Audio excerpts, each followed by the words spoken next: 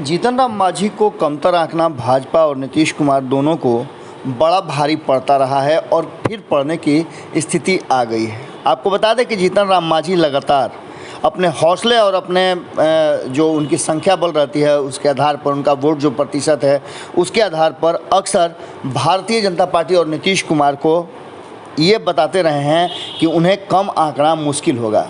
हालांकि उन्होंने ये बातें हाल फिलहाल में भी 2020 के चुनाव से पहले भी महागठबंधन को ये बात बताई थी और महागठबंधन से अलग हो गए थे। जीतन राम मांझी अपनी स्पष्टवादिता और अपनी बातों को अपने ही तरीके से रखने के लिए जाने जाते हैं। कई बार आपने देखा होगा कि एनडीए में रहते हुए उन्होंने ऐसी कई बातें कही है जो एनडीए के साथी दलों को नागवार गुजरी है। इन सब के बावजूद जीतन राम मांझी ने लगातार कोऑर्डिनेशन कमेटी की बात की है और इस कोऑर्डिनेशन कमेटी की मांग को वो लगातार करते रहे हैं, चाहे वो महागठबंधन में रहे हों या फिर एनडीए में रहे हों। अब तो सरकार में रहते हुए जीतन राम मांझी ने स्पष्ट तरीके से कहा था कि दो बड़े दल हैं जो छोटे छोटे दलों की बातों को दबा देते हैं और दब जाती है उनकी प्रतिभाएँ। ऐसी स्थिति में हमें कुछ न कुछ तो करना पड़ेगा।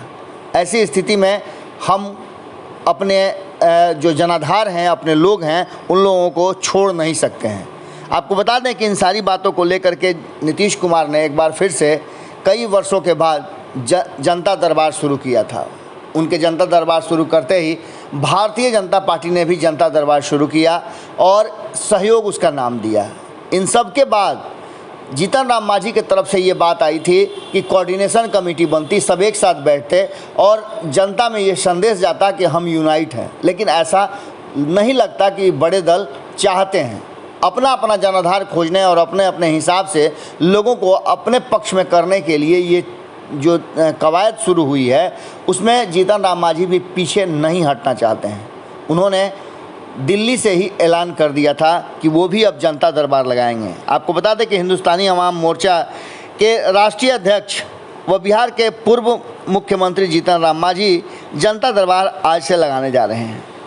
आज उनकी जनता दरबार की शुरुआत होगी। जनता दरबार में जीतन राम मांझी पार्टी के राष्ट्रीय प्रधान महासचिव व बिहार सरकार में लघु जल संसाधन एवं अनुसूचित जाति जनजाति कल्याण मंत्री डॉक्टर संतोष कुमार सुमन एवं प्रदेश अध्यक्ष वीएल बैसयंत्री के साथ पार्टी के विधायक, पूर्व विधायक रहे अनिल कुमार, उन्होंने इसके अलावे जो दूसरी विधायक हैं ज्योति, प्रफुल्ल मांझी, ये सारे लोग मौजूद रहेंगे। इन सारी बातों की जानकारी पार्टी के राष्ट्रीय प्रवक्ता दानिश रिजवान ने दी और कहा यह जा रहा है कि इस बैठक, इस जनता दरबार में जनता की समस्याओं को सुना जाएगा और ये त्वरित फैसले भी किए जाएंगे। इसके लिए पूरी तैयारी कर ली गई है।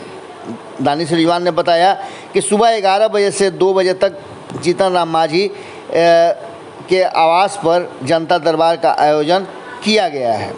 पटना स्थित उनके आवास पर जनता दरबार होगा जहां लोगों की समस्याएं सुनी जाएगी। उसके बाद जीतन राम मांझी मीडिया से बात करेंगे। इसके अलावा हमने आपको खबरों में बताया था कि इसी महीने में कार्यकारिणी की भी बैठक बुलाई गई है। अब देखने वाली बात होगी कि जीतन राम मांझी किस तरह से जनता दरबार का आयोजन करते हैं।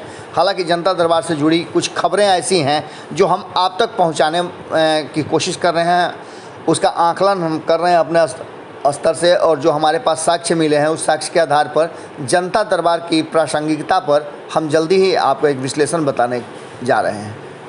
जुड़े रहिए भारत लाइव के साथ। बहुत बहुत धन्यवाद। अगर ये वीडियो पसंद आई और वह बिहार के राजनीति और बिहारियत से सरोकार रखेनी तो सब्सक्राइब बटन दबा के चैनल के सब्सक्राइब कर ली।